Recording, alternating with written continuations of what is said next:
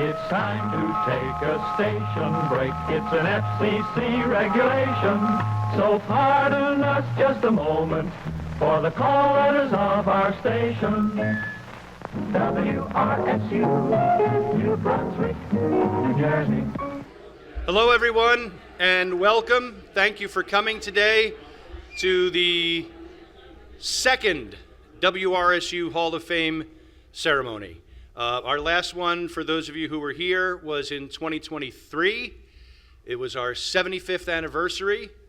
It was the verge of our 50th anniversary of being on FM and our first Hall of Fame class. And it was a tremendous night, and I hope that tonight can be the same. If anything does go wrong tonight, inductee Rich DeMarco is the one to blame because this was all his idea. But seriously, welcome and thanks for coming tonight. We have 10 inductees, 9 of you are here. Neil Solondz is doing a Tampa Bay Rays game right now on the radio. So if only we could cut in and hear him, that would be great. It is always great to see everybody back, and I've gotten to know a lot of you over the years, and some of you I'm seeing for the first time. The special thing to me about WRSU is that we've been in this building since it opened in 1969, and pretty much everybody in this room has come through these halls, gone up that rickety elevator. Some days it's not sure if it wants to open to let you out, but everybody's walked up that ramp into the production studio. And no matter what it looks like now compared to what it used to look like in various incarnations over the years, everybody's walked through. When they come back, they say, oh, I remember I was here when I did this, or I was here when I did that, or we threw records out the window of FM onto the roof of the restaurant below. Yeah, don't do that. That's all right. Nobody even plays CDs anymore, so there's nothing to throw out there. Some of you do, yes, some of you do. And don't push the tray in. Make sure you push the button. Thanks, Richard Skelly, for reminding us all about that. And the amazing thing about WRSU is that none of you in your time here got paid for being here. And that, I think, really speaks volumes. Because for all of you, it is the dedication to this, countless hours spent in the studio, whether it's on or off the air, prepping for a show, being on the air, maybe staying past midnight to run a nightline, or maybe even just cramming for your final and sleeping on a couple of chairs that you've put together in Studio A. But everybody so dedicated to the place, and I mean, look at you guys, all from the same class, and I have current students here who, 20 years from now will be in here and kind of sitting together. They may not have, seen each other in a while, but all the different eras coming together, and I hope that you kind of get to mingle with each other and meet and enjoy some of the photos of what WRSU used to look like, and certainly tonight to honor our 10 inductees. So I know just about all of you know me, Mike Pavlichko. I'm the broadcast administrator. I was here in 1996 to 2000, mostly a member of the sports department, did a few other things on the side, as all of you guys do now too. So we're gonna get it moving along. First, I'm gonna bring up and introduce you to our great general manager for the last 2 years now, Johannes Stoeber.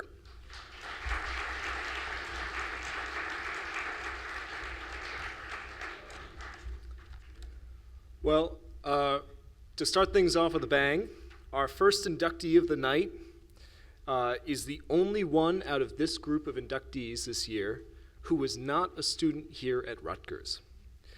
He's the original DJ, host, and mastermind behind Glimpses of India, which has been a staple of WRSU since 1974 when we began broadcasting on the FM dial. His show came about during a time when the Indian population here in Central Jersey was beginning to boom because of pharmaceuticals, tech, and of course the presence of Rutgers here on the banks. Ladies and gentlemen, the man who taught us in his show promo that the country of India is where we got the concept of zero, Dave Joshi.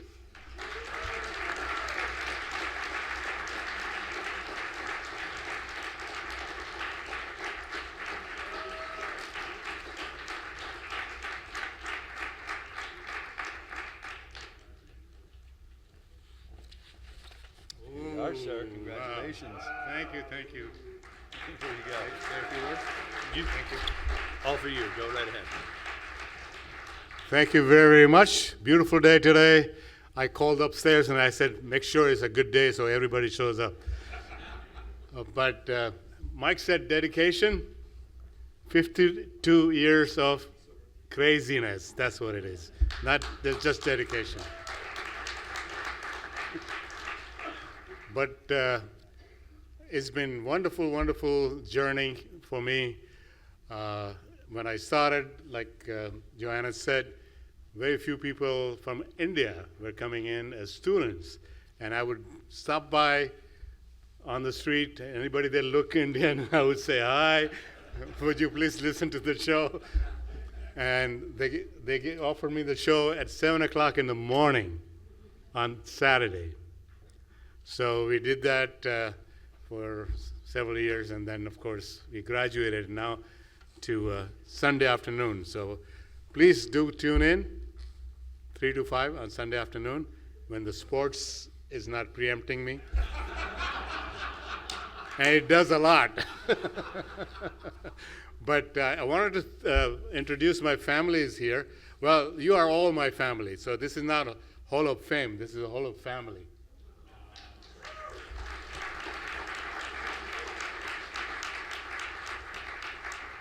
And I say a couple of lines like, I used to write poetry on the side. I still do sometimes when I go crazy.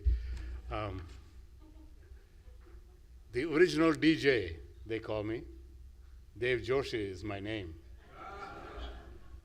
Little bit of dedication to the community and a lot of craziness brings me this fame. So this is what it's all about you, not about me. I just enjoy doing what I do and get to know a lot of my community members. The community has grown quite a bit. I just came there was a Bhakti concert over here, and I couldn't believe all these Indian students sitting on this floor, about 300 of them, and the guy on the stage was going, Hare Rama, and everybody was jumping up and down on the stage, on the floor. So that was wonderful to know. And a lot of the students here who are from our part of the world, they don't even know that I do this show. Before, everybody knew, and the whole community knew. I interviewed, you named them. They came from India because they had no other place to go. So they came to me. I interviewed them, all the famous names that you can imagine. So anyway, I wanted to introduce and thank my family, my close family. My wife is here, the head of the family. Get up.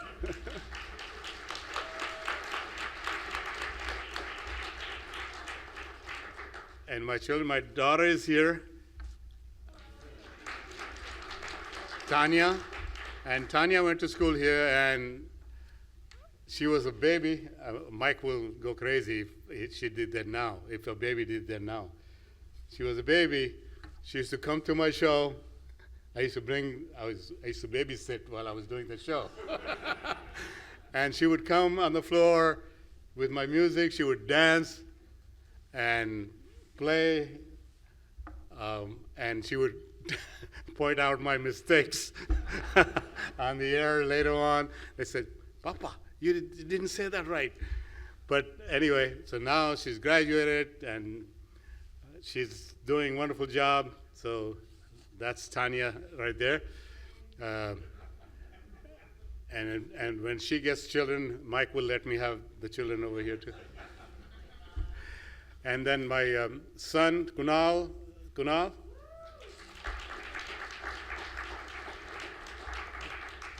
He also graduated from Rutgers. And Tanya's fiance, Jesse, is here. And initially what I wanted to do, because I retired from 2 professions. I was a research manager for Colgate-Palmolive Company. I worked there for 30 years, and I retired. So I get retirement benefits from them. And then I decided I'm still too young, you know? So I started doing a different profession. So I became a financial manager. And my buddy from Prudential, who took over when I retired from them. So I wanted to have two different professions come to my show, Hall of Fame thing here. And I want to thank the Rutgers family and the WRSU family right there, and the family head over here, Mike. So give him a big hand. He does a wonderful job. All the kids do that wonderful job, and dedicated despite a lot of work at school. But they come over on time, and they do a lot of hard work on the radio, especially the sports people. So I admire them, salute them, and of course, my whole community, because I dedicate my programs to the community. So my community is also my family, so I have families everywhere. So thank you very, very much for giving me this honor.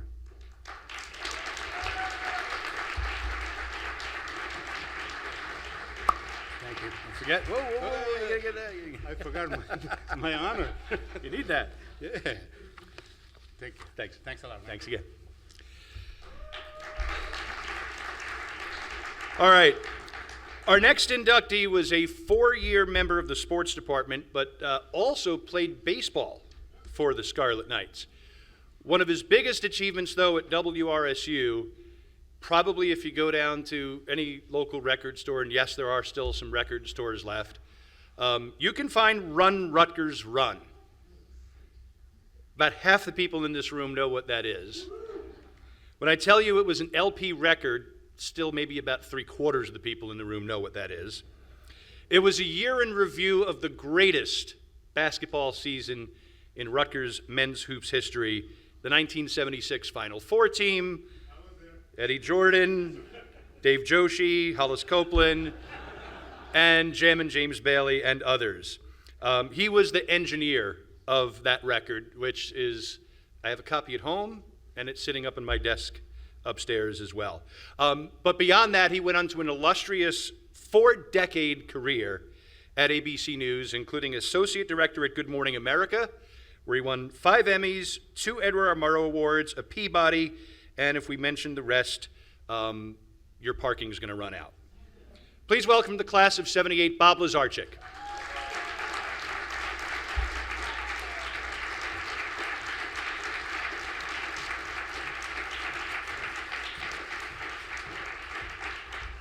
Sir, here you go. When Mike called me, I think it was back in January, to let me know about this, among other things, he said, everybody will have like 10 minutes at most to talk. So I said, that won't be a problem.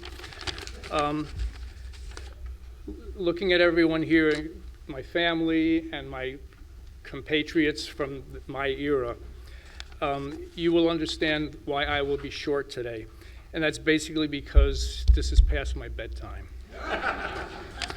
I am honored and humbled to even have been considered for such a prestigious award. This class of inductees is so impressive with such a well-rounded and diverse set of accomplishments. I would love to know the people that make up the committee, because I want to thank them for including behind-the-scenes people. Which is what my career at ABC was as inductees. I was a behind-the-scenes person. The first class a few years ago that was inducted here, there were a number of behind-the-scenes people, and I really appreciate that people behind the mic, behind the cameras, are members of this exclusive club. I started at the radio station doing sports, but I also did other things, a little bit of tech, news, and I was even a DJ for a semester. Back then, I didn't consciously think about it at the time, but now I felt that there were 2 groups of students at the station back then and probably even today. The first group, which we were all part of, we wanted to do something that was fun and interesting and cool, which it was. But I sort of quickly gravitated to what in my mind, was the second group, which was, hey, I really love this place. And is it possible that I could possibly get a job in the media someday and make it a career out of this? Well, after 2 years in New Jersey Network and 41 years at ABC, I guess that all came true.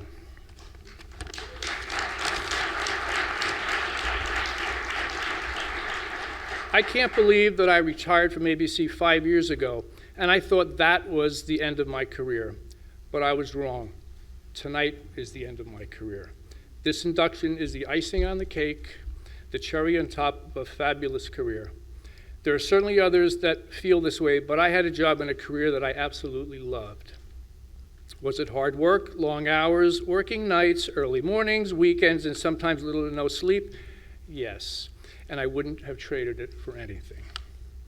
Everything that I may have accomplished in all my years in the industry would not have been possible were it not for that day over 50 years ago when I walked through the doors up in the corner there of the radio station and said, I'm interested in joining.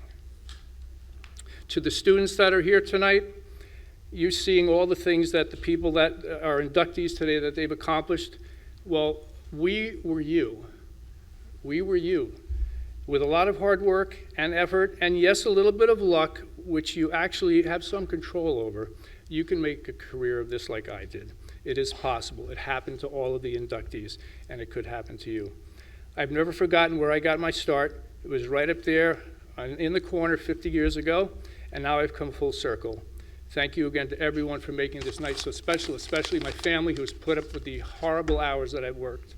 My wife Judy and Kelly and Christy, they are here from North Carolina, as is I. But I appreciate everything that this place did for us, and you guys know that already. But thank you so, so much. I appreciate it. Congratulations.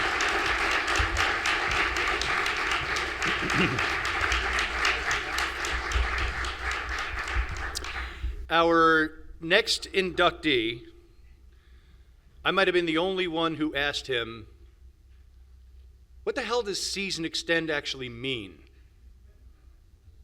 I thought the sports guys would get a little more chuckle out of that. All right. The Wizard.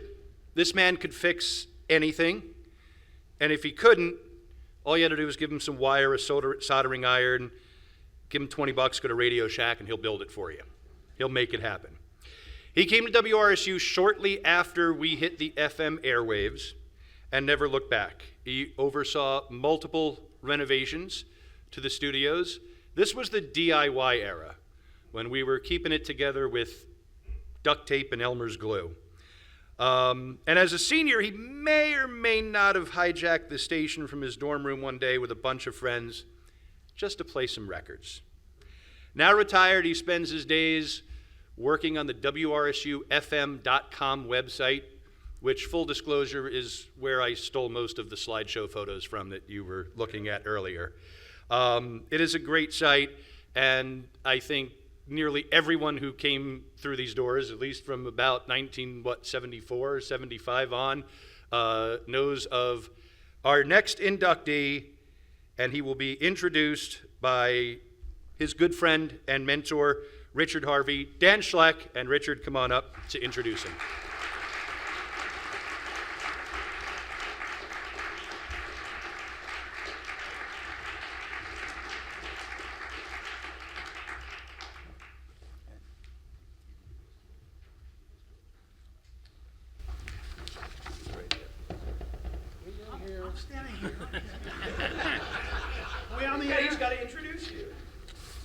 Well, good evening. I'm really honored to introduce Dan Schleck into the WRSU Hall of Fame. Dan began his activities at WRSU just as the AM operation was ending and FM was up for a short time. Here are a few of Dan's innovative technical accomplishments. Dan migrated the analog audio throughout the station to digital. We moved from tape carts and reel-to-reel machines to CDs, mini discs, and then to computers and MP3s, so several generations. He digitized the feed to the FM transmitter. Remotes went from POTS lines to internet protocol. Solid state transmitters were installed. Ethernet LAN was implemented, so big changes at the station. Dan is an engineer's engineer. He has the ability to put together electronic components, PCs, software, some of his own creation, to make systems that would have cost the station many thousands of dollars. Examples are the door card access system, the audio automation system, the internet streaming. All were in use for many years at the station. In 1984, I joined a mobile phone startup, Bell Mobile, and it was later Verizon, and I knew we needed Dan for his innovative talents. Dan joined us, and I wasn't disappointed. Besides daily radio engineering tasks, he created custom test equipment. If you may recall that Verizon had this big ad campaign they ran, it was a test man. He would walk around saying, "Can you hear me now?" And that was based on a real function we had that Dan managed. We had he was project leader, and he created a fleet of minivans with equipment on board that would automatically make calls on all the wireless systems. He trained the staff, he coordinated it. These were the Verizon test men. They drove all the major highways every month, nationwide. The reports were produced, new cells were added, and that's one reason Verizon had the best network quality for many years. Dan helped Verizon implement CDMA, LTE, and the beginnings of 5G technology. For many years, Dan organized an annual WRSU Alumni Day. Many alumni did airships. These events brought together folks from the 680 AM days as well as more recent FM folks. One of the outcomes was that alumni would share with him material that they retained from when they were at the station. Dan has posted much of that material on his website, WRSUFM.com, so you should check it if you haven't. Dan is a remarkable engineer and has supported WRSU for much of the last 40 plus years. Please join me in congratulating Dan on his admission to the WRSU Hall of Fame.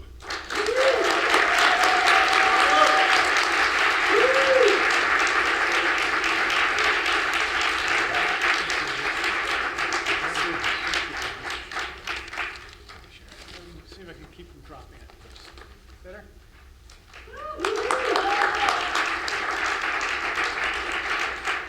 I added to my collection. Okay.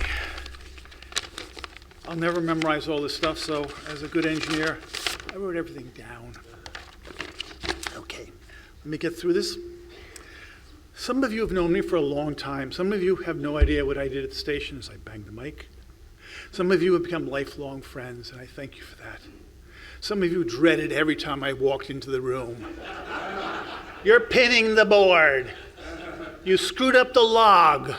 You set the muting wrong. I say, oh, our favorite, did you do the ID right? No, it has to be FM. Remember the FM part. And the real chestnut, which almost nobody remembers anymore, did you take the turntable out of gear to cue a record? Like, what is that? What's a record? As many years being part of the chaos, there was something that was always consistent about WRSU. There was always a small band of dedicated group which really cared for this place. They lived there. They spent every hour they could running the place. I saw many spend too much time there. Grades suffered. I was one of them. And there are many who never graduated. But the reason there was so much conflict is because different points of view, they thought the best vision what the station should be. They cared about the place.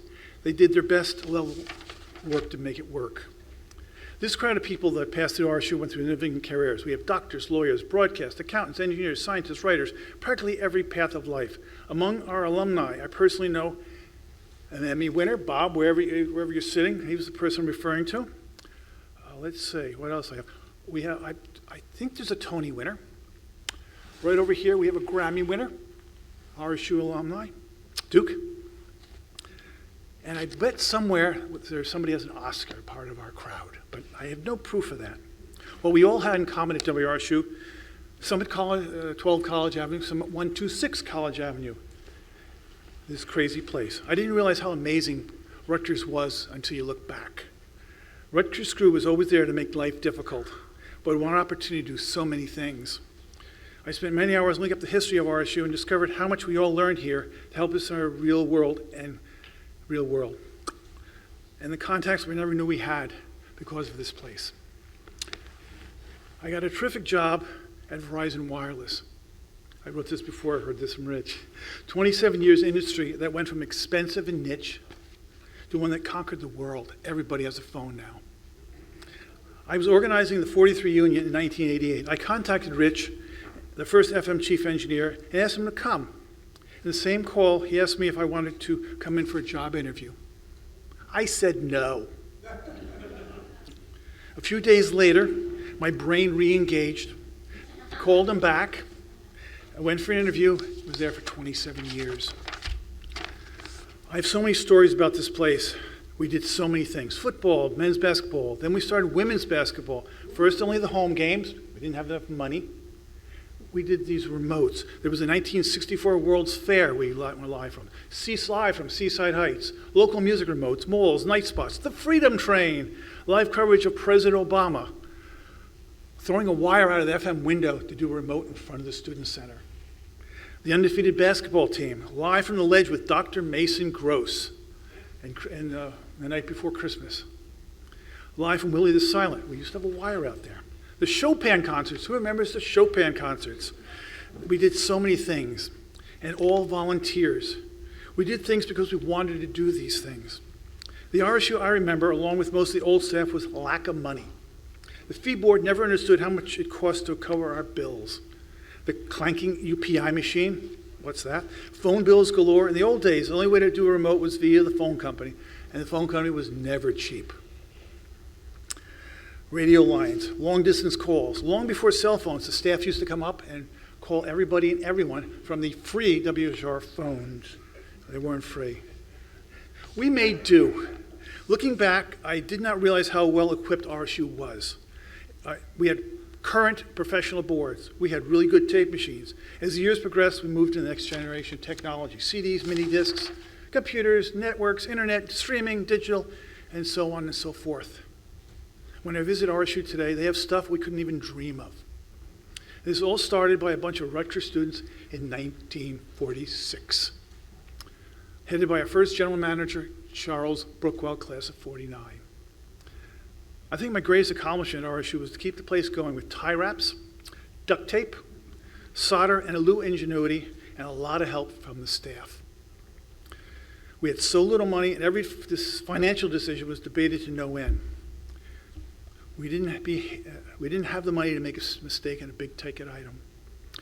RSU is a wonderful place. I don't know where RSU will go in the ever-changing world of media. I hope it continues for the next generation of students so they can have the experience of coming together to accomplish something. There's no place like it. To all the current staff, enjoy your time here. It will end before you know it, and it will never come again. Thank you all.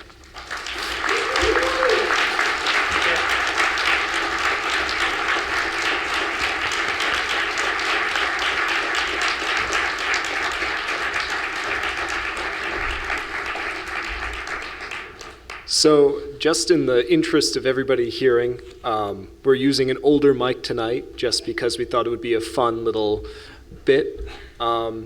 Please lean in. It makes it a little easier for everybody. But it is my honor to introduce our next inductee. Our next inductee is a historic one for WRSU. She spent her time at WRSU as a key member in the news department and also as a reporter for the film and theater department at the station. Professionally, she was a news anchor in Buffalo before moving on to NBC's Today Show, WNBC TV in New York, hosting Steals and Deals on CNBC, ABC's Good Morning America, and now is a consumer reporter covering the tri-state area for News 12 with her Real Deal segment. To introduce the first woman in the WRSU Hall of Fame, Janice Lieberman, please welcome Larry Leibowitz.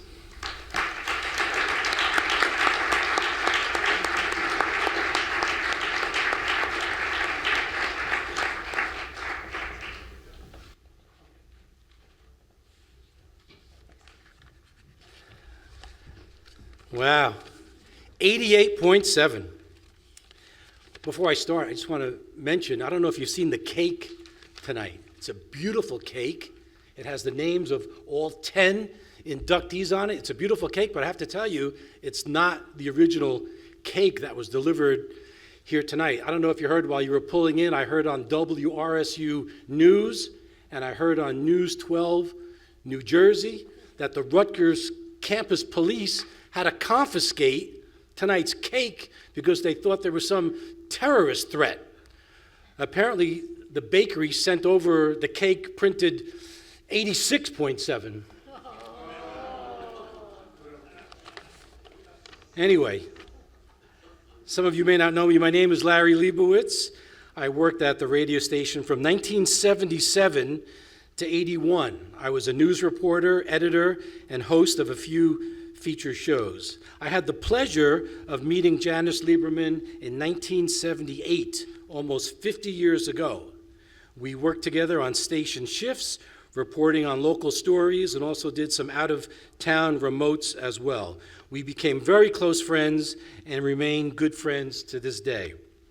Back then, I knew Janice was going to be successful in her career.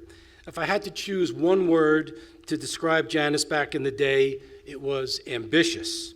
She wanted to learn, she wanted to do the stories, do the remotes, and gain some experience, and she did just that. After Janice graduated from Rutgers, she used her skills learned at WRSU and found her niche in Buffalo as a consumer reporter, then a TV anchor, and she really left her mark as she recently was inducted into the Buffalo Broadcasting Hall of Fame.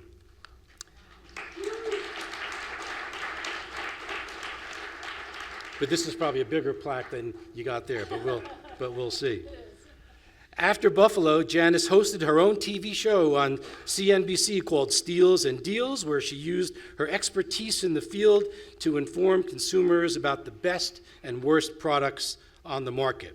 Then it was on to the Today Show on NBC and Good Morning America on ABC, where she was the consumer reporter and expert. Janice is also a successful lecturer and author. As a consumer expert, she wrote a book actually called How to Shop for a Husband. And I could vouch for its authenticity because her purchase is sitting at my table tonight. And for those interested, Janice will be signing copies of her husband Steve after the ceremony. Janice also returned to Rutgers a few years ago as a guest lecturer to undergraduates. Currently, Janice is an anchor on News 12 New Jersey and has made other TV appearances such as on Law and Order. And very recently, I had the thrill of appearing with Janice as extras in a forthcoming feature film about a New Jersey gangster called Lupo. So we'll look forward to that red carpet, right? Yes. So Janice is the pride of New Jersey. She's the pride of Rutgers, and she certainly is the pride of WRSU. The thing about Janice is this: when she made it, we all made it, because she's one of us, and we're part of her. So it gives me great pleasure, and us great pleasure, to introduce the next inductee to the WRSU Hall of Fame, my friend and yours, Janice Lieberman.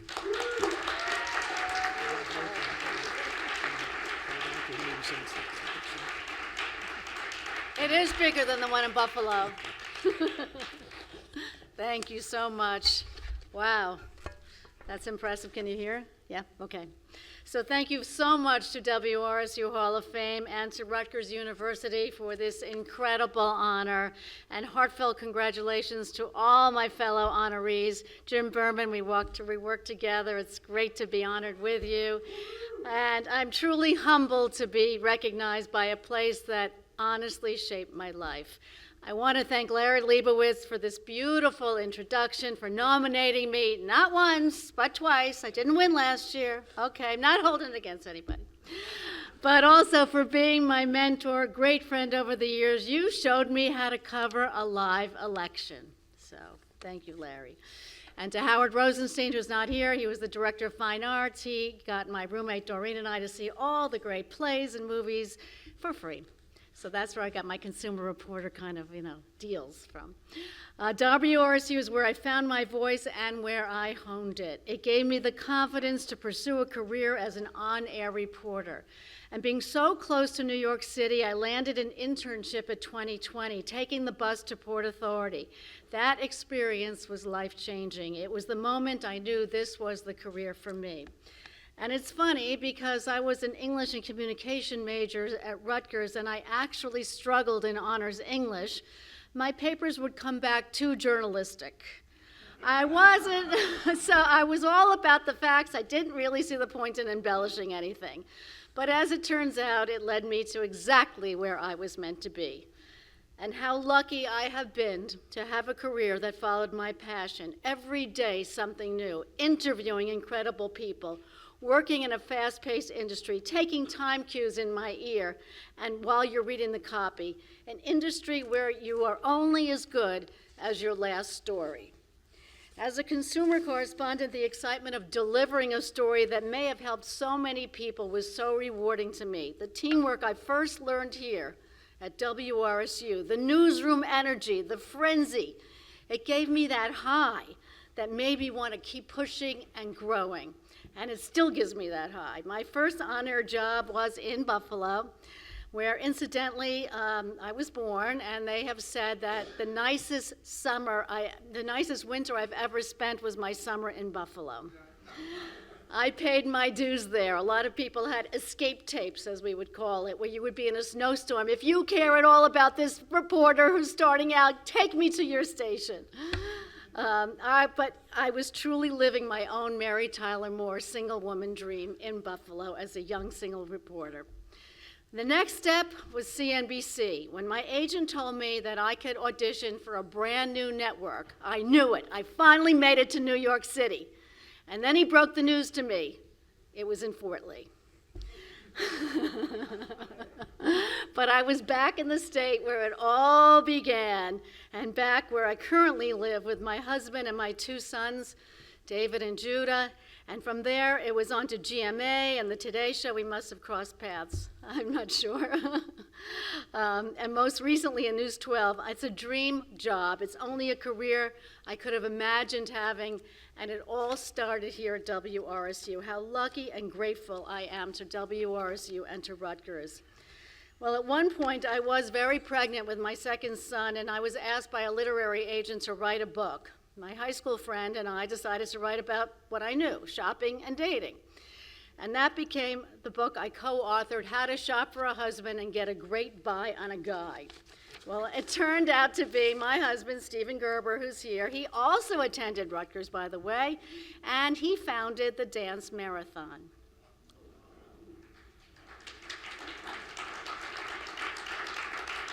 And my mother was a graduate of the School of Social Work, and she taught here at the university.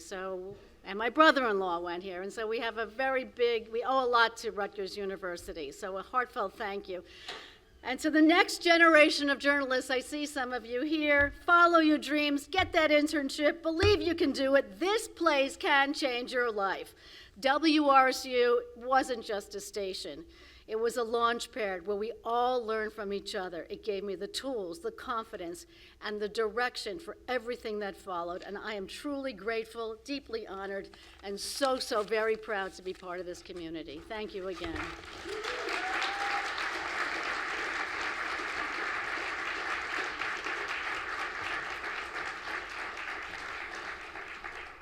Our next inductee, I think, well, let's see. Yeah, I met him in 2017 through our GM, Dom Savino, who couldn't be here tonight. Dom was on Twitter, and the two of them connected. Jim said, hey, I was a general manager at WRSU too. They got to talking, and he told us that he got to call the 1982 AIAW National Championship game when the Rutgers Lady Knights upset heavily favored Texas at the Palestra. Well, within a month or two, we had put together a big radio documentary with him, John Newman, Jeff Sadow. One of them asked us, hey, when you go talk to Coach Grentz, see if she's got the game tape. She did. And that's when the three of them had the idea, with a little bit of help from us, to do a video documentary. And of course, it eventually aired on the Big Ten Network, had a big debut here in the early 2020s, Forgotten Champions. So if you haven't seen it, go and find it, get a chance to go look at that. Professionally, like many sportscasters, including Howie Rose, Kenny Albert, Michael Kay, got his start on something called Sports Phone. So for all you current students, before you had that thing in your pocket, or even could go on cable and watch or whatever, there was this thing where you'd call this number, and for, probably like $90 a minute, somebody on the other end would run down the scores for you. It was the only way to get them. It was the original on-demand. Of course, he's had a great career since then, working as a research assistant and TV news executive. He has been general manager of Dakota News Now in South Dakota for, 16 years. There you go. Please welcome from the class of '82, our good friend Jim Berman.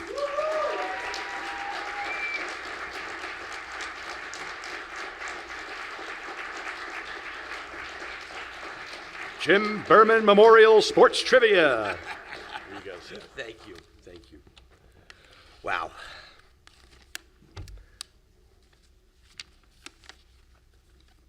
Well, thank you. When I got the call from Pav that I had been elected, I got to tell you, I was stunned. So much so that I fell out of my office chair and I could not contain my tears.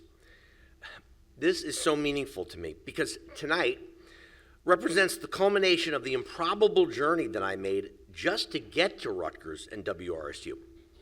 Now, very few people know the story, even my closest friends, very few know the story, but I'm going to share it tonight because it will help you to understand how this place and the people who were a part of it made such a positive difference in my life. First, the journey to broadcasting. It started when I was around 9 years old. My brother and I were raised by a mother who sadly was an alcoholic. And often it wasn't safe to go to sleep until we knew she had passed out. So those nights, I found comfort in hiding under my blanket and listening to the radio. And the more I listened, the more I wanted to be a part of that world. So I saw a destination. So I got a walkie-talkie, taped down the transmit button, and started my own station. I told all my friends in my New York City apartment building to tune in. I wasn't sure if anyone was actually listening until one day I untaped the button and I heard a guy scream, "Get off the damn frequency!" I was thrilled. I had a listener. It was great. That stoked the fire within me to become a broadcaster. My path to Rutgers was even more improbable. In the summer between my junior and senior years in high school, I spent a week at a soccer camp at Don Bosco Prep. The coach running the camp told me about Rutgers and urged me to reach out to head coach Calman Chapo. It was Coach Chapo who sold me on Rutgers, and if not for him and a very fluky week at Don Bosco, I would never have known what a special place this was. But when I showed up at Rutgers for soccer camp in late August, I was out of shape and frankly, way out of my league. I didn't do what was expected of me over that summer, and I realized I had failed. I had blown it. It wasn't long before I separated from the team. It was humbling, but I decided it was time to find something that I was truly passionate about and commit to it. And instead of just trying to survive each day, find a way to thrive. But at what? I got my answer a few weeks later at a student activities fair. It actually took place right outside this room, right there. I can point out exactly where the WRSU booth was. And I decided right then and there that I was going to devote myself to being the very best that I could be. Joining WRSU literally changed my life. But it never would have happened without the extraordinary people who were part of the station at that time. The first person that I recall meeting was a senior by the name of Steve Miller, Professor Miller today. That senior class of 1979, led by our great general manager, Paul Spahala. They were like big brothers and role models for me at a time when I desperately needed that. One in particular was Tony Malanga, and while he can't be here tonight, I just wanted him to know that we are all thinking about him. Tony, get well soon. Let's hear for Tony.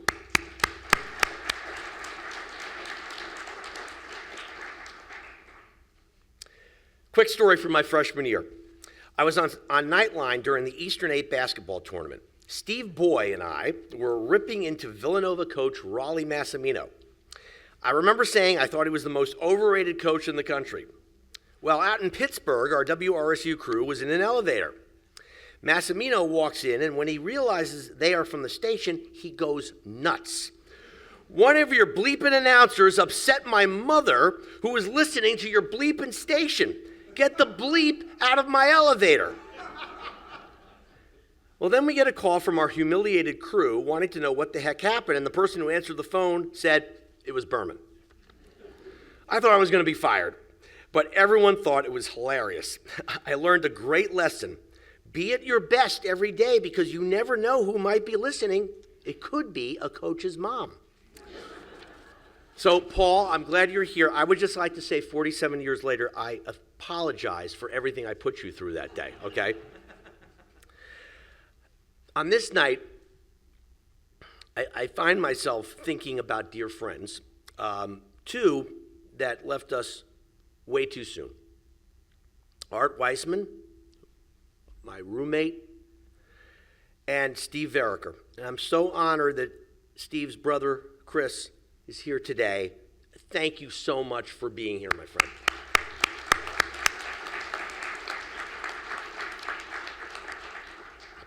And then there are these special people who mean so much to me. John Newman, you were the best play-by-play announcer of all of us, as well as a brilliantly innovative sports director. And having you as a roommate was like a daily dose of motivation to become better and better. Lou Blaustein, you and Steve were the greatest Nightline pairing ever. There's a reason why Steve is in the Hall of Fame and that the studio now bears his name.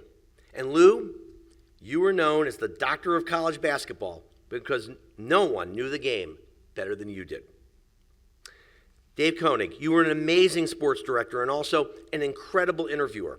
The late, great Frank Burns said as much, and I have it on tape to prove it.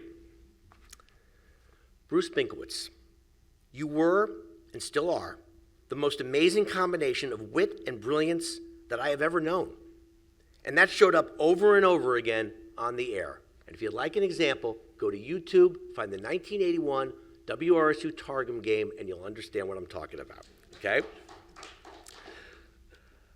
Lenny Weiner, who's not here today, was my morning show partner in crime. Today, he is one of sports radio's greatest program directors. And then joining our group from the class of '84 was Jeff Sadow. Jeff, I got to see your innovative genius at work years later when I had the great privilege of working with you on the Forgotten Champions project. Guys, you were incredible colleagues at that time, but you'd become among my greatest of friends for all time. But you were so much more than that. You were my North Stars. I saw in each of you everything that I felt I wasn't, but that I aspired to be. There is no question each of you helped to make me so much better. And they still do, because on WhatsApp, we are in touch with each other literally every day, debating and discussing and arguing the current topics in sports and beyond. It's like a Nightline show that never ends, just with no phone calls. Sometimes we run into some trouble. We may need Dan to jump in and solve some problems for us, but it's amazing. Those of you who were part of that era might recall that I was at the station a lot. I think my professors would say a bit too much. I reflected on this recently, and the reason why I spent so much time here was obvious. For the first time in my life, I found a place where I felt safe. And I realized that when you feel safe, you put yourself in a position to thrive. It all paid off near the end of my junior year when I had the proudest day of my life to that point. I was elected general manager. Keith Wasserman, you were my predecessor and an incredible role model. You helped pave the way for me, first as a journalist and then demonstrating what great leadership looks like. That template you created is still a part of my DNA as GM, and I can't thank you enough for the mentorship and friendship you showed me. Then, a month later, I learned that I had landed my dream job at SportsPhone. And as was explained earlier, basically it was the first all-sports radio station, but on the telephone. This service launched the careers of some of the most famous sportscasters in the country. They had 2 openings, hundreds of applicants. The 2 people who had left were future Mets TV voice Gary Cohn, as well as the late, great Al Trawick. The 2 people they hired to replace them were future Yankees TV voice Michael Kay and me. Now, who doesn't belong in that group, obviously? It was the first time in my life that I had experienced sustained success. I loved being GM at WRSU, and I started thinking that perhaps one day I could be a professional GM. And 20 years later, almost to the day that I became WRSU GM, it actually happened. But this GM journey would never have been possible if not for the support of my incredible wife, Teresa, who is here today. And let's hear her.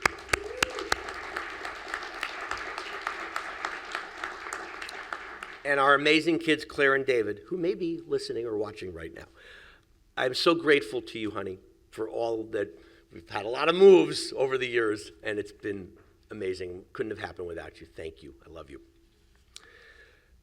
I've been fortunate to be able to contribute to some very special and long-lasting achievements at various stations. But what I am most proud of is creating the opportunities for my people to become the very best versions of themselves.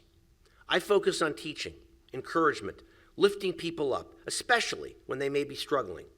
That's been my secret sauce as GM, and I learned all that here. That's the way I was treated, and I've paid it forward. I want to congratulate my fellow inductees, especially my classmate, Janice Lieberman, who's had an incredibly brilliant career, and I'm so proud of you. And I want to thank Mike Pavlichko and the selection committee for this incredible honor. I will truly cherish this night forever. Thank you.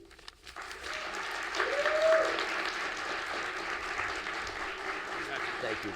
Thank you.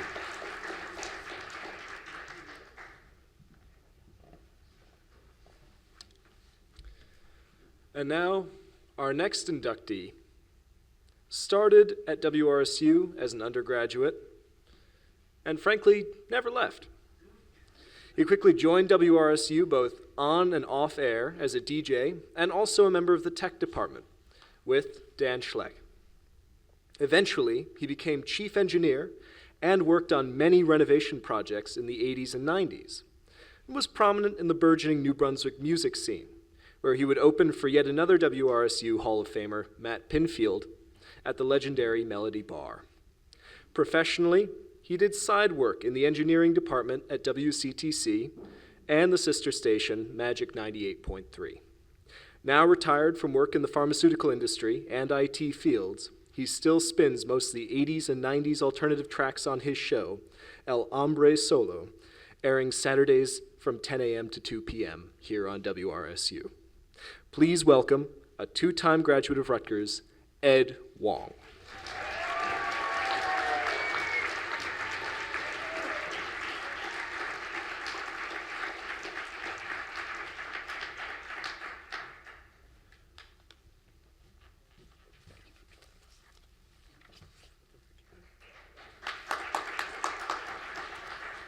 I wonder where this mic disappeared to. I'm glad we still have it. There's another story, but I'm not going to go into about this microphone and things that go on in the station. I am duly honored to be inducted into the Hall of Fame. Coming to RSU as a young freshman, I actually had zero intention of being a DJ, and very specifically joined the tech department because I didn't want to spin. But in those days, the tech department got involved with the sports department to put the games on. So we would go run board for the football games. And one of the chief announcers at the time noted that if I got my DJ license from RSU, I could actually spin records for the 45 minutes because In those days, the game would go on at about 10:45 on a Saturday morning, so I could spin between 10 and 10:45. And so I was then granted a week to do that, which subsequently turned into, how many years now? A lot. So here I am, still on Saturday mornings from 10 a.m. till sports or 2 p.m. Majoring in RSU, as Dan Schleck would say. I've learned an awful lot, which helped in my other career, which funds the music that I play on the radio. So I do want to thank WRSU, and I'm still on every Saturday, spinning away. Thank you.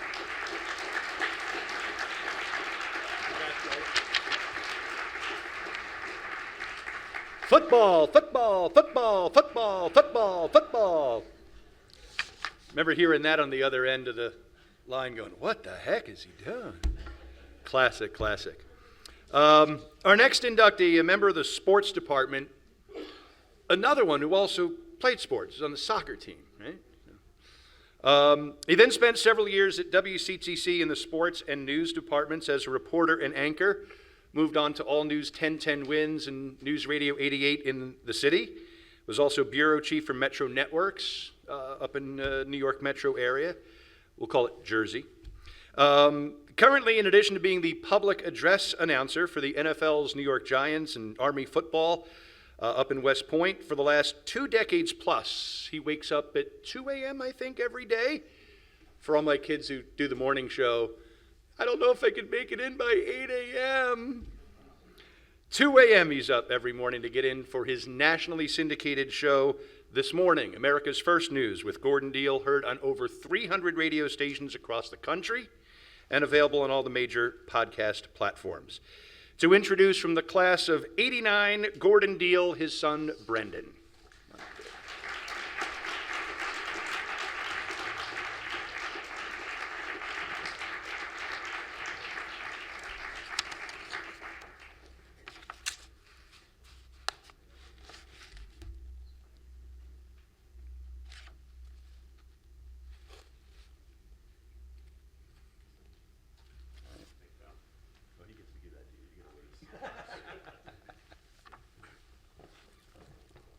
Hello, everyone. Congratulations to all the inductees tonight.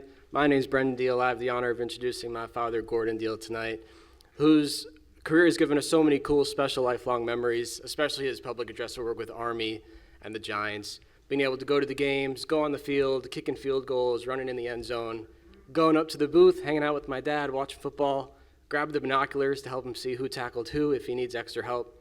But it's been so much fun to be a part of. And selfishly, some of my favorite memories are when he took his public address work to my high school, where the real action was, when I was playing on the soccer team for 4 years. And it was just so special having your own dad introduce you and all your friends for all of your games, getting the energy right. So it was a lot of fun to be a part of. And he still does it today for just about every sport in the high school now, and it's just creating a lot of cool memories for a lot of other student athletes. So, Dad, I love you. I'm proud of you. Congratulations. Congratulations to all the inductees tonight. After you were introducing me for so many years, it's so much fun to be able to introduce you tonight. Ladies and gentlemen, Gordon Deal.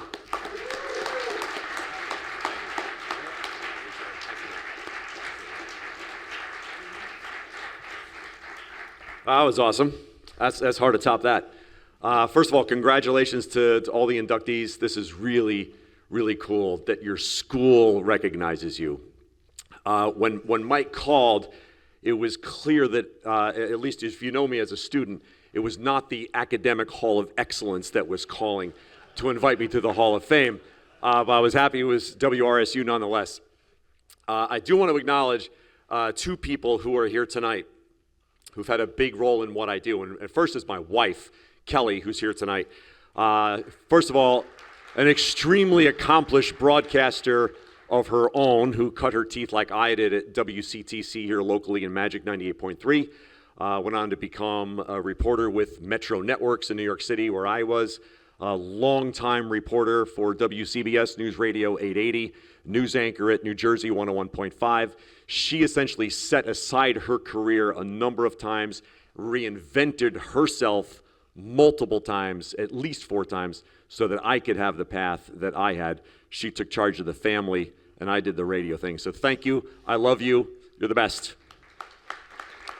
The second person who's here tonight is Bruce Johnson, who taught me everything I knew or know about news. When he hired me at WCTC, he took a real gamble on me. As I like to say, when I was here at WRSU, I was deep into sports, play-by-play, loved it, baseball, football, basketball, soccer. So coming out as a senior from WRSU, I knew everything about sports. I could tell you 3 assistant coaches in the New Mexico State football program. I couldn't tell you who the governor of New Jersey was.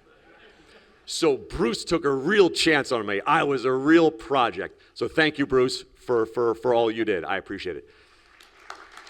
I also want to acknowledge, too, the WRSU network.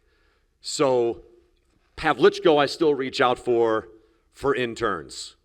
Neil Solondz, who you'll hear from shortly. Rich DeMarco from Army. I call those guys when kids reach out to me and say, I'm interested in sports, I got your name. I'll refer them to Rich and Neil. Mike Emanuel from Fox News comes on my program as a Washington correspondent, and I send him young kids who are interested in TV. I love that part of the WRSU network. It's really important to me. And then lastly, I just want to say thank you to the Daily Targum, which in 1986 ran a little box ad featuring WRSU, which said that the radio station was looking for help. So at that time, my failed Rutgers soccer career was collapsing. I had a 1.2 GPA my first semester freshman year, was on academic probation. So thank you, WRSU, for sending this directionless freshman an absolute career lifeline. Thank you all.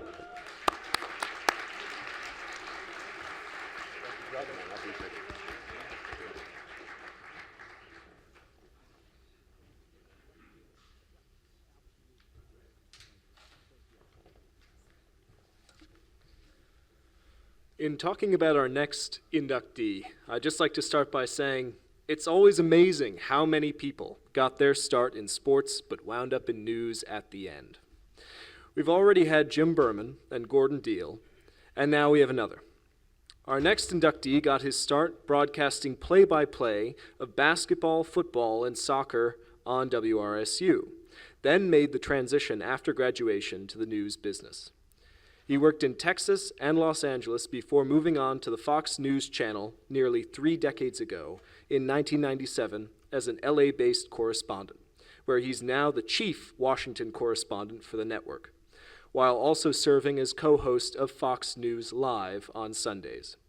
He's also a member of the Rutgers Hall of Distinguished Alumni, the most prestigious honor for university alums, inducted in the spring of 2024. To introduce our inductee, Mike Emanuel, please welcome Dr. Ron Garuti.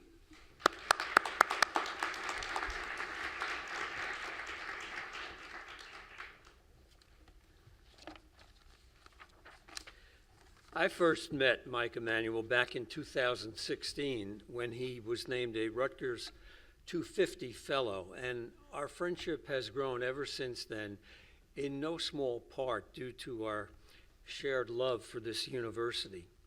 You know, I admire Mike for a lot of reasons, not just for his many accomplishments, as you will hear and have begun to hear from his incredible broadcast journalism career, but also for his deep personal pride in being a Rutgers graduate. And I might say we need more of that at Rutgers, that kind of pride. But what an amazing fellow and a career this fellow is having. I mean, think about it. From Westfield, New Jersey to the White House, from College Ave to Pennsylvania Avenue, and from the Rutgers buses to Air Force One. That's pretty darn good. You remember the author Thomas Wolfe famously wrote, "You can't go home again." Well, Mike has proven him wrong. You can, and Mike does. Despite his busy calendar, he comes home often. And sure, he's been inside the halls of Congress and the Pentagon and the Oval Office and even the Vatican. And he's been in the middle of breaking news from Kabul and Baghdad and Islamabad. But he always comes home. He comes home to Rutgers. Because Mike would just as soon be mentoring Rutgers students in New Brunswick as interviewing power brokers in Washington. And I have a hunch, too. I think there's still a piece of Mike's heart that wishes he could be back here once again, on the banks, in the radio booth at SHI Stadium, on his WRSU microphone, calling play-by-play for a Rutgers football game, and not interviewing a senator or a cabinet secretary, but a victorious Coach Greg Schiano. I think that would really make Mike happy. So what do you say, WRSU? Let's get Mike back on the mic for a game this coming season, okay? Ladies and gentlemen, my friend Mike Emanuel.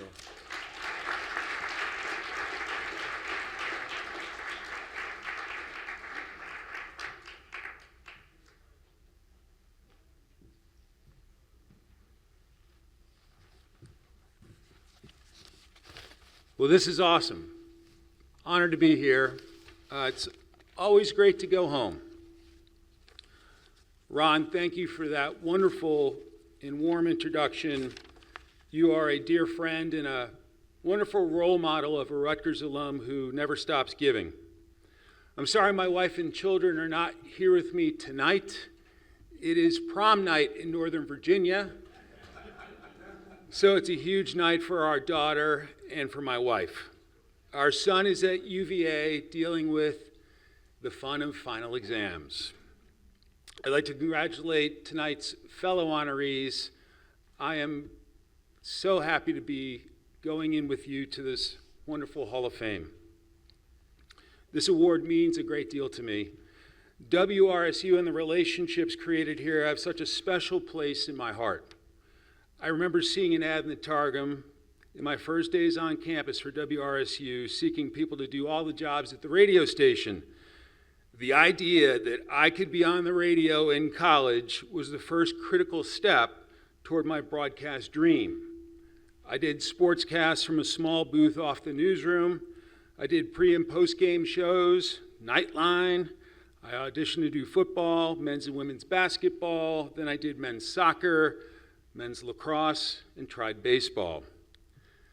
But I quickly recognized with baseball, there's an awful lot of dead time. I also became painfully aware that unlike Phil Rizzuto doing Yankee games, I did not have stories from a lifetime in baseball.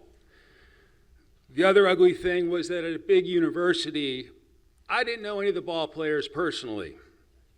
Men's soccer was a blast, since Coach Bob Riasso had a team loaded with talent during those years. I was the beat reporter for men's soccer, and Coach Riasso always had time for me. I will forever be grateful to him. I also feel like women's basketball was really good for me. Then Coach Teresa Grentz had a fantastic team. I announced a lot of Sue Wicks baskets.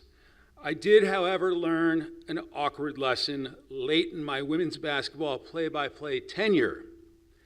There was a freshman player named Mandy Valentine.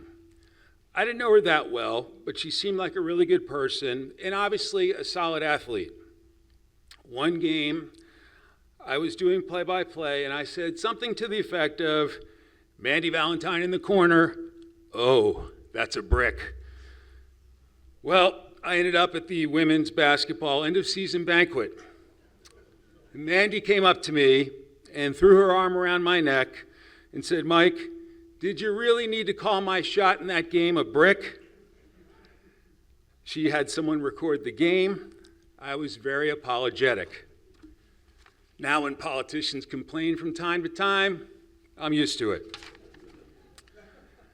WRSU for me has many of my favorite college memories, some of my favorite college friends, including Gordon. We knew him as Gordy. And it really was the start of a dream for me. It got me in front of a live microphone, and in many cases without a script, and I loved every minute of it.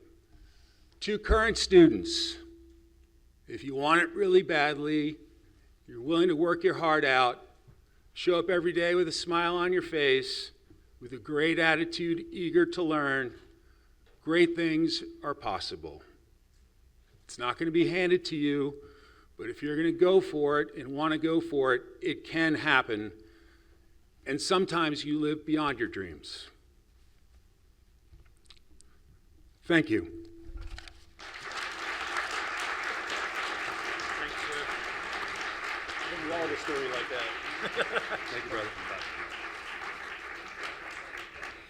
I think we all have a story like that, and I'll tell you mine about Chris Daly when we're not broadcasting to the world over YouTube. I think you know that one. A few people in this room know that I actually got to replace, but not really replace, because he was irreplaceable, in a way, our next Hall of Fame inductee over at WCTC. When he left, there was an open position, and I was lucky enough to get it right after I graduated from Rutgers. He was the first play-by-play man for the Somerset Patriots over in Bridgewater, the Atlantic League independent team. Now they're affiliated with the Yankees. Then he moved on to affiliated ball and worked his way around, eventually became play-by-play man for the Tampa Bay Rays, and of course, he is on the air right now. To introduce from the class of '92, Neil Solondz, who couldn't be here tonight, but we have a very well-produced video by the Tampa Bay Rays staff. To introduce him, his longtime former mentor and mine, former WCTC News and Sports Director, and for my money, always the voice of Rutgers football and basketball, Bruce Johnson.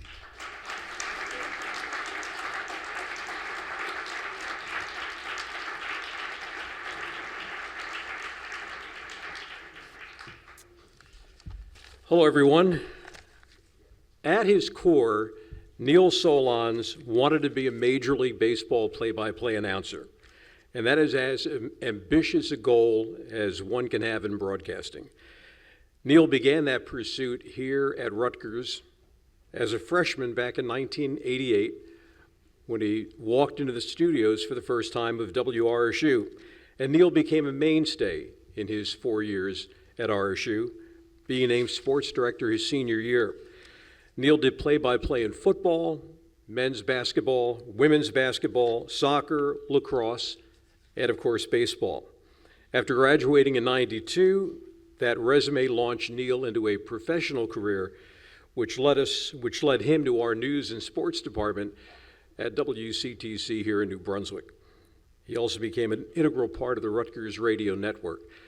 Now, Mike told me at this point, give a couple of funny anecdotes about Neil Solondz, which I said to Mike, do you know Neil Solondz? He's as serious as a heart attack. I mean, he's a good friend, great guy, outstanding announcer, but he is not exactly knocking them dead at the Comedy Store in New York City. So I had to rack my brain as to, is there a funny anecdote in my association with him? And all I could think of was one time he was driving to a Rutgers football game in Syracuse and came across a black bear which wandered into the middle of the highway, and Neil stopped and called me on one of those old-fashioned brick car telephones, and he said, Bruce, there's a bear in the middle of the road, what should I do? And I said, stay in the car and call police, and I hung up, and that is the extent of the hilarity that Neil and I engaged in. But it doesn't take away from the fact that he is a nose to the grindstone, no nonsense, traditional broadcaster who has used talent, hard work, and consistency to lead him into his dream job, which I'll talk about in a second. Neil, as Mike mentioned, got his first break in baseball back in 1998 when the Somerset Patriots came into being, and he was named their first ever play-by-play man. And then his long and winding road to a major league job began where he moved on to the Phillies Lakewood Blue Claws, the Twins Quad City Bandits, and then 8 years with the Tampa Bay Rays AAA farm team, the Durham Bulls. From there, he made it to the big leagues for good in 2012, spending 11 seasons as Tampa Bay's radio pregame and postgame host. And then finally, in 2023, Neil ascended to the coveted position of Rays radio play-by-play announcer, one of only about 100 radio play-by-play jobs in MLB. His laser focus making his dream come true after more than 25 years of climbing the baseball ladder. And as Mike mentioned, it led Neil to become the first ever WRSU alum to do full-time play-by-play in any of the 4 major pro sports leagues: baseball, football, basketball, or hockey, realizing a dream that began in earnest when he first stepped onto the Rutgers campus in 1988 to work here at WRSU. So it's my pleasure and honor to be here tonight when Neil is inducted into the WRSU Hall of Fame. He is not here tonight, as Mike mentioned. He is fittingly doing a Tampa Bay game, doing play-by-play on the radio, but he has sent us a pre-taped video acceptance speech, which we'll play now. Thank you. It is so meaningful to be part of this amazing group. To Rich, Mike, and Gordy, to Dan and Ed, to Jim, Dave, Janice, and Bob, enjoy tonight. You obviously all earned it, and I'm proud to go in with you. I wish I could be there in person, but I'm already missing a game later this month as our baby graduates high school. So unfortunately, tonight, as much as WRSU and Rutgers mean to me, it's family first. So I appreciate your understanding. Before I reminisce about my time at WRSU, I do want to thank a special individual who's had an impact on many of us, like Rich and Gordy, and that's Bruce Johnson. Bruce has been a mentor, a friend, a fatherly figure, and I learned so many lessons from him about how to prepare, how to be a pro, and I'm truly thankful for that. I learned about Bruce at WRSU, which was and still is an incredibly special place. Thanks to the sports director at the time, the late Mike Matz, I had the chance to be on air beginning my freshman year. In 4 years, I experienced so much.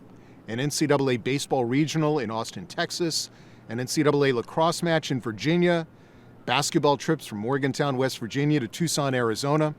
There were basketball games at the famed Palestra, several NCAA tournaments, which we all know is rare at Rutgers, and the start of Alexi Lawless's amazing soccer career. But more than that were great times with wonderful people. At WRSU, I learned the value of the people who kept us on air. Thanks, Dan and Ed, for your patience each of the 1,000 times I couldn't set up the delay properly with the patch bay. On air, I had mentors like Gordy and Mike. You've both had amazing national careers. I'm not surprised, but I also wanted to thank you again for helping a clueless Rutgers freshman who came to campus not knowing a fat cat from the Cat in the Hat. Our friendship didn't end there. Gordy, we shared so many Friday night Chinese dinners in our bachelor years together after broadcasting high school football or basketball games. And late in my 5 years at WCTC, I got to work with Rich. Your drive to become part of the fabric of college athletics was apparent then, and I'm so proud to say I knew you then. Gordy, Rich, and Mike are among my broadcast friends, but there's one other WRSU Hall of Famer who should be here tonight that I want to thank, Mark Chernoff. Now that's my one curveball. Mark's impact on me has nothing to do with his work with the Giants, Howard Stern, or the late Don Imus. My route to broadcast Major League games was circuitous, to say the least. 5 states, 12 years in the minors, and now 15 with the Rays. You can only guess how many critiques and letters, rejection letters I received over the years. In those days, they were actually mailed, or I printed the emails. Now, back in the day, there was a great tennis player, you can look him up, named John McEnroe, who used his anger to fuel his success on the court. Well, as a crappy high school player who couldn't play above a Division III college level, I really couldn't use my anger to help me on the court, no matter how hard I tried. But I did use those letters and emails to fuel my efforts for growth and introspection, and Mark may not remember this, but I received one critique that told me I was a nice minor league broadcaster. And while it ticked me off at first, it's really what I needed. You only grow from honest criticism. And Mark, I couldn't have gotten here without your honesty, so thank you. Most of all, I want to thank my family, 22 years Sari and I will be married in November, which means if you take away the days at the ballpark, it's probably closer to 11. You are the biggest reason why I am where I am. Sari, thank you for all the heavy lifting, especially with our wonderful daughters, Emily and Abby. They are both starting their journeys, and I think if they stay smart, they will not follow in Dad's footsteps. That said, I am very lucky to do what I do. It is not work. Broadcasting baseball is like living in life's candy store. And I feel very proud to carry the WRSU and the Rutgers flag. It's still surprising I'm still the only WRSU alum to be the voice of a Major League, NFL, NBA, or NHL team. And I hope for a future induction ceremony, another WRSU alum will be honored, and I can be there in person to congratulate that individual. Because if this dorky college student found his way into a Major League booth, I'm sure certainly you can too. Thanks again for an amazing honor. Enjoy tonight. Go Rutgers and raise up. Not that I want to upstage Bruce Johnson, but I have a funny Neil story. I don't care about we're paying the guys extra. It comes out of your student fee. It's fine. 1999, I'm a senior here at Rutgers, and it's late in the football season, and the team has not won a single game. We're playing Syracuse, which was probably something like 6-4 at the time, and trying to get to a bowl game. This is back before they took, everybody and their brother to a bowl game. And I was doing the game. It was senior day. I was doing the game with a freshman who would actually succeed me as a sophomore as sports director named Mike Kadarian. And we're standing in the booth, and Bruce was the football play-by-play announcer at the time, and Neil was the sideline reporter. And so Bruce also, of course, did the basketball games, and there was a women's basketball game the next day. I think they were playing Tennessee down in Florida or something, and it was a noon game, not a lot of people there, and Bruce had a 4:30, 4 o'clock bus to catch from the rack to the airport. Charter bus, charter plane, the whole bit.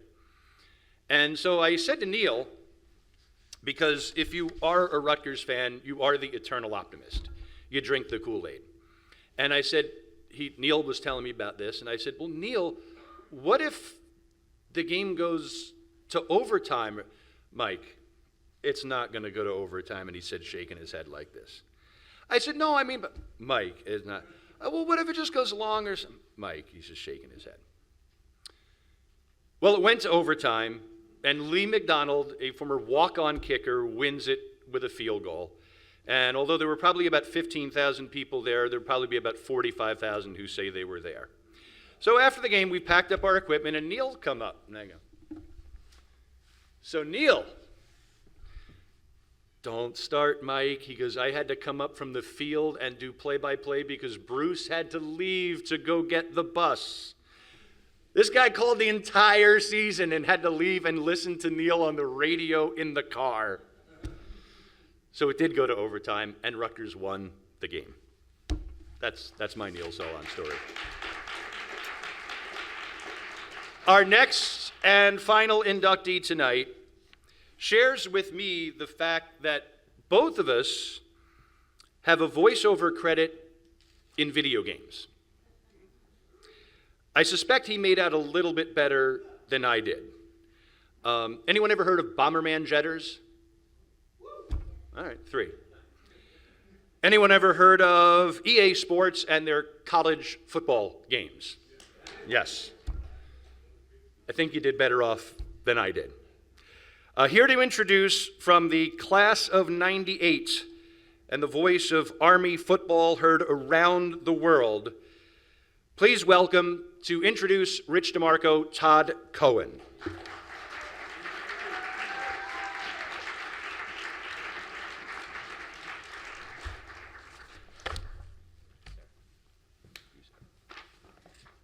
Before I start, I just want to give a round of applause to Mike Pavlichko and the staff for setting all this up today. It's just been amazing. You guys blown it out of the park. So Rich DeMarco destroyed my teenage dreams. As a fledgling broadcaster at WRSU, I briefly considered a career as a play-by-play broadcaster, but that dream, like some of my other WRSU broadcast mates, was quickly shut down when I heard the newest Hall of Fame inductee break down the Rutgers Virginia Tech football battle on Nightline back in 1996. Even as a college broadcaster, Rich had a way with the English language. His knowledge of college sports made me rethink my own career path and so many others. How could we compete with his remarkable talents or even others like him? At the time, I didn't realize how much of a unicorn Rich was. For the past 2 decades, Rich has been part of the Army Athletic Association team. He's been the Assistant Athletic Director for Multimedia Services and Broadcasting since 2008. He's provided play-by-play for a multitude of sports, particularly Army football. He is the PA announcer for EA Sports, like for the NCAA football franchise, like Mike Pavlichko has said, and has won several awards for his hard work and work locally for WCTC and WFAN Radio, providing some of the questions for Mike and the Mad Dog Super Bowl trivia contests. As much as I pleaded with Rich to help me get a trip to the big game, his integrity wouldn't allow that to happen. When you think of all of his successes, it all made total sense. He had 3 of the most important traits for a great broadcaster. Let's start with his knowledge of sports. Rich was ChatGPT before AI even existed. He is a walking encyclopedia of sports knowledge. I would ask friends, think of any Super Bowl question, and Rich would know the answer. Watch this. Rich, who had the most receiving yards in Super Bowl VI? He doesn't, no idea, I'm asking this.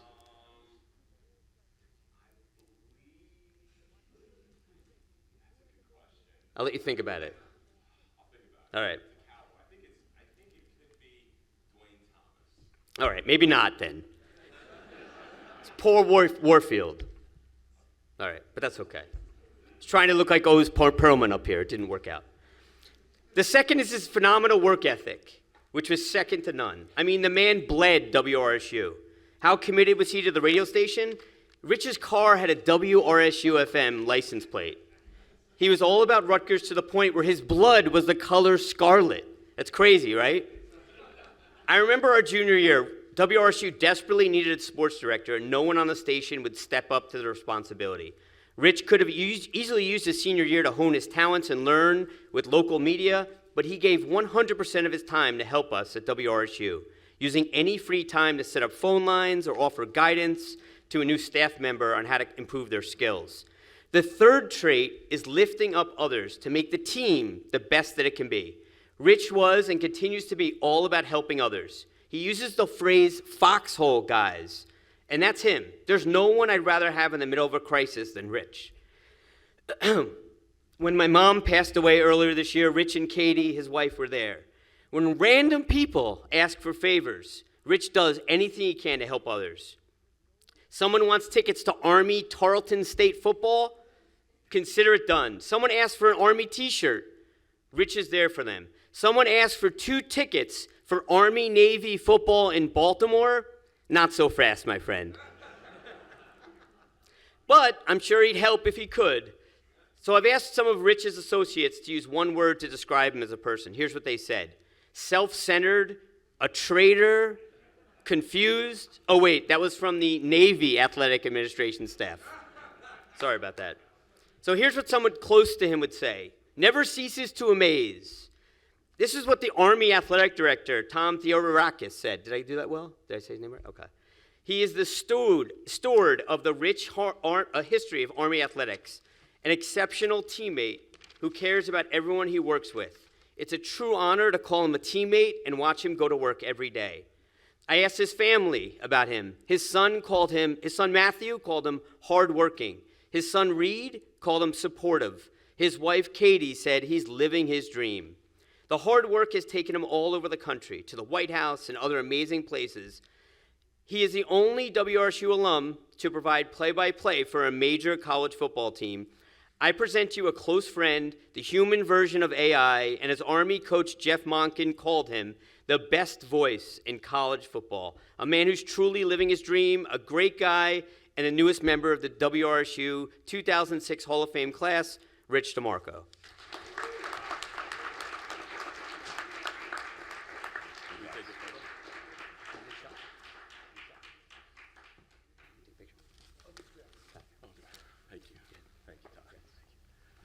Thank you, Todd. That means a lot. That's tremendous. Todd is a great friend for over 30 years, and I'm honored to have him and Jeff Goldman, who are with me at WRSU here tonight. And Todd, it's just every day, our text groups and just everything we've gone through. I love you, man. Thank you so much. So before we start, I know Todd had mentioned it. How about a round of applause for Mike Pavlichko and what he's done? And more so than this event here tonight, you know, in a world where, especially for sports broadcasting, everything in college has evolved into providing the audio for video webcasts, the relevancy of college radio stations is definitely taking a hit. I work in the athletic department at Army, and I'm able to see each week what schools are bringing student radio on the road. And Army plays in the American Conference, and it's virtually no teams bring student radio on the road. And the fact that Mike has kept this station relevant, has kept it staffed, and kept it really still doing the things it's been known for is really nothing short of miraculous in this day and age. So Mike, I think you've hit your stride with this at WRSU, so congrats. Thanks so much to the committee for voting me, and John Newman, who's become a good friend over the years. Steve Miller, Danny Breslauer, you guys bleed Rutgers more than I do. And just what you've done to help steward this radio station is something I think all of us graduates, Hall of Fame members, really can look back at and say, you know, we're not doing that hard work, right? They are. And to be able to come back to something like this is because of people like that. I'd like to thank my wife, Katie. Without her, I would have none of this. I love her so much, and she's the most amazing thing that's ever happened to me. I have 2 kids. She's got 3 kids, so she has to... Matthew and Reed here tonight, love you so very much. And my parents, they don't miss anything I ever do, listening or being there. So thankful to have them here. My sister, Kristen, who was on WRSU the 4 years prior to mine, Rutgers class of 1994. My beautiful niece, Leah.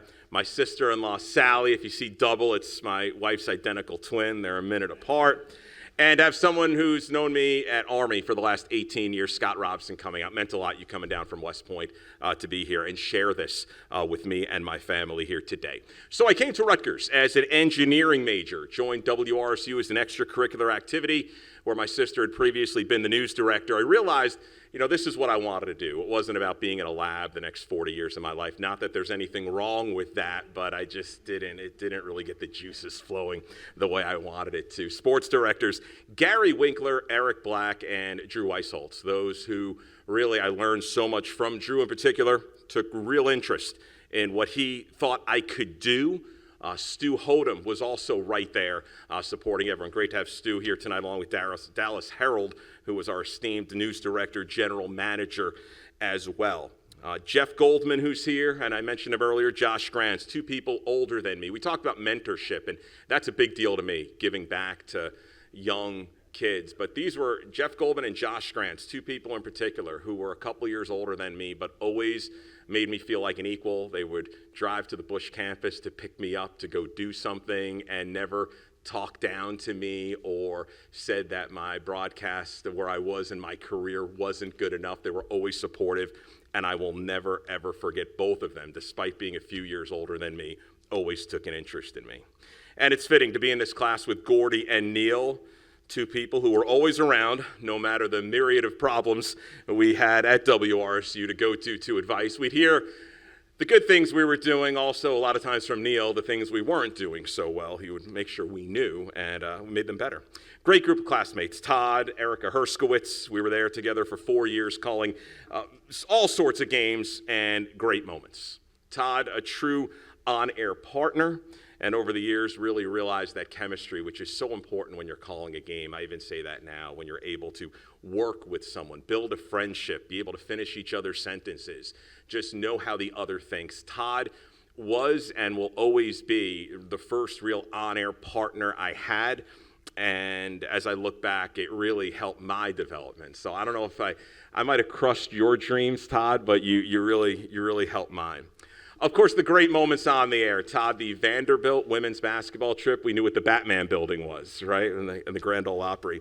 Rutgers football at Notre Dame, the women's basketball upset over Connecticut. Rutgers men's basketball, Big East tournament win over Georgetown, a call that got played on a number of stations around the country. And I think of those moments, and some of those big ones in particular, and I like to say, and I tell college kids this all the time when I'm able to mentor them, that there's no bigger demotion than graduating from college in terms of the significance of the broadcast you're doing, right? You go now, if you're at WRSU, you're calling games at Big Ten stadiums, arenas, and then when you graduate, you're lucky if you can call a high school game, be a stringer for high school. And I think that's what separates everything, right? When you could live a great life, have a great career, and always think back to those great moments you had as a student broadcaster, right? But I think what separates those groups, and we heard about it earlier tonight, is who then want to put in the work, who then want to start essentially at the bottom and then work their way back up. And I think about that a lot, and I get to do a lot of really cool things, but it wouldn't be possible without the road that I took. And really awesome that Bruce Johnson is here, and we heard from him earlier. Just a tremendous mentor. Spent 5 years with him at WCTC, and probably more than anyone, I think Bruce and the staff, they'd scout, they'd know the WRSU students, and they'd know who was available and would be in line for a professional opportunity at WCTC. Never forget grabbing a drink at the Orange Bowl, the 11th loss for Rutgers in the 1997 season, and Bruce telling me he thought I could do this professionally and to keep in touch with him. Because without Bruce, I would not be standing here today. Thank you, Bruce, for being that person. I've been at Army for 22 years. As I like to say, it's the best job in the world, a place I never want to leave. Those 22 years I've been at West Point, same amount of time it was from when I was born to when I left Rutgers and graduated and left WRSU, a long time. And I always like to pay it forward. And helping as many young student media members as I can is something that is very, very important to me. Point them in the right direction. And it always starts with doing the most that you can when you were in college and having those opportunities. And that is what I truly thank WRSU for. There's only, 136, 137 FBS college football teams. And when people talk about what I'm able to do, I often say, hey, these jobs don't grow on trees, right? They're very tough to get. And I think as I look back over the past almost 30 years now, I don't think great student radio stations grow on trees. And WRSU is one of them. And Mike Pavlichko, what you've done with the station will never, never be forgotten. I have a son who loves sports and likes video games. I got another son who loves video games and likes sports. So I'm proud that this plaque has about my work in sports and my work in video games. So they can both have a little part of that. Thank you to all the inductees. Thank you everyone for being here, and God bless you all.